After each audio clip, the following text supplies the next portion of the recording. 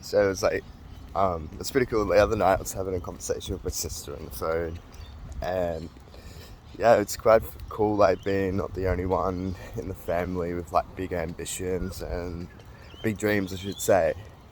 And like, because there's three of us, so there's me and I've got two younger sisters, and we all have these big ambitions. Like, one of them, youngest sister, wants to do photography, acting, and the other one wants to move to America, do makeup and acting over there. So it's like, it's quite cool. And then you got me doing my stuff, so there's like podcasting, coaching, range of different things. I don't really have words for mine because when people ask me about my stuff, I'm like, I just do bits of everything, to be honest. Like anything to improve life. I'll do a video on a bunch of different things and break down subjects because I find it quite fascinating and fun. And it's just the way my mind works, is like breaking down subjects and putting the pieces together and recognizing patterns, right? Because that's all it really is. But it's quite fascinating because I meet a lot of people in life, or like especially through my job and that have just simply just given up on everything. And it's like, okay, this is the norm. Doesn't want to try anything new, or you know, shape the snow globe. That I've been talking about that a lot with mental health and that, and it's completely just come like numb to reality, like that. And that's why I love this quote. It's like most people die at 25 or are buried at 75. And it's like, when you really think of it, how many people lose ambition with life? They just give up, they settle down. And like, one of my biggest fears is just like waking up like at 40 and still like hating everything and just, being numb to reality, I guess. And like, we get pushed down this road of society norms, get the full-time job, buy the house, blah, blah, blah, all that kind of stuff, work till 75.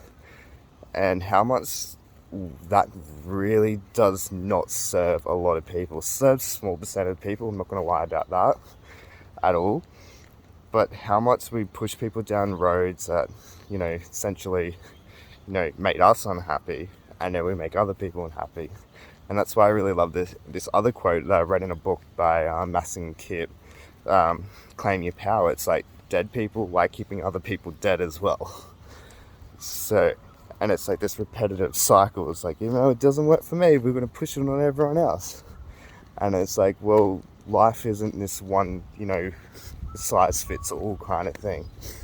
And it's like, even the school system. I remember having a conversation on Friday about this with a client, and it's like, we're talking into, and I said, well, school teaches you to think inside the box.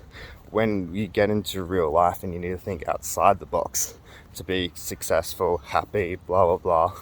But as I was saying before, the small percentage will find happiness in that, which I'm not going to deny that at all.